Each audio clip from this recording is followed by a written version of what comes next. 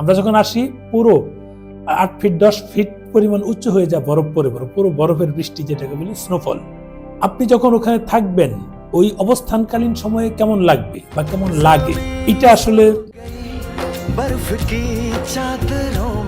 অনেকের কল্পনা করে যে স্নোফলের সময় আমি হাতে স্নো পড়ছে সেটা দেখব, দেখে মানে একটা ফিল নিব যে কেমন লাগে, ছাতা নিয়ে স্নোফলের ভিতর দিয়ে হেঁটে যাচ্ছে, এরকম কিন্তু অনেক দেখেছি।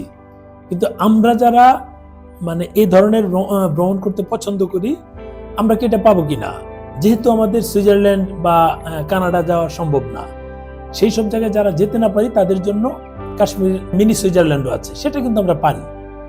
এই পাড়াগুলি কবে নাগাদ হতে পারে, যখনই হোক আমরা যে অনুভূতি, মানে এই স্নোফলের সময় বাইরে স্নোফল একেবারে ভরে যাচ্ছে, এই যে গাড়িগুলো ভিজে যাচ্ছে, মানে উঁচু হয়ে যাচ্ছে স্নোফলের কারণে।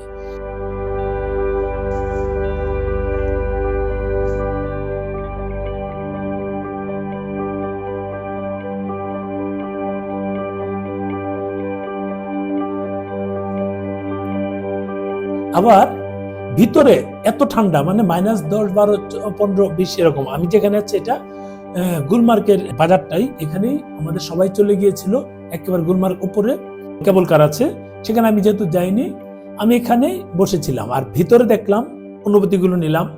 বাইরে প্রচুর স্নোফল হচ্ছে, প্রচুর বরফ জমছে বৃষ্টির মতো, যেটা আমরা ভিতরে গিয়ে মানে একেবারে পুরো ঘরটা কিন্তু টিনের ঘর, খেয়াল করবেন বিষয়টা, টিনের ঘর, খুব বেশি যে কিছু তা না। সেখানে তাহলে তো বেশি ঠান্ডা হওয়ার কথা, কিন্তু ঠান্ডা কেন হচ্ছে না? এই যে আমি যে এগুলা দেখাচ্ছি, এগুলো দিয়ে আসলে তাপমাত্রা বৃদ্ধি করা হয়। মানে ওখানে যে আর শুষ্ক মৌসুমে ওখানে পাহাড়ি গাছগাছার অভাব নাই, শুষ্ক মৌসুমে গাছগুলো, এই লাকড়িগুলো নিয়ে তারা রেখে দেয়, এই বৃষ্টির সময় তারা এগুলো জ্বালিয়ে দেয়, জ্বালিয়ে অর্থাৎ টিনের একটা মাচার মতো বানায়, টিন দিয়ে বানায়। টিন যেহেতু এটা গরম হলে টিন আরো বেশি গরম হবে, ওই গরম হওয়ার ফলে পুরো ঘর কিন্তু গরম হয়ে যাবে।